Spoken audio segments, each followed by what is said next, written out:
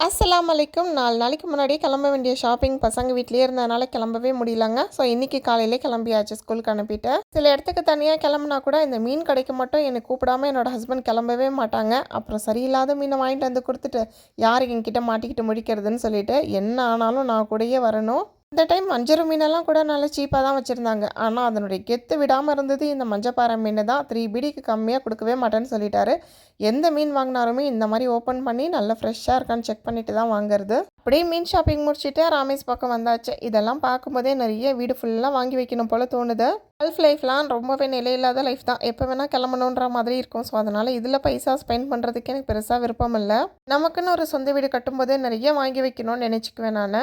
ஆக்சுவலாக ராமேஸ் போனதே என்னோடய ஹஸ்பண்ட்க்கு வந்து ஷூஸ் வாங்குறதுக்காக தான். ராமேஸில் வந்து கலர் கிடைக்கல, மெகா மார்ட்டில் வந்து சைஸ் கிடைக்கல, கடல்லையே இல்லைன்ற மாதிரி ஆயிடுச்சு. நெக்ஸ்ட்டு லூலூவில் தான் செக் பண்ணி பார்க்கணும். நாளைக்கு இன்னொரு வீடியோவில் பார்க்கலாம். பாய்.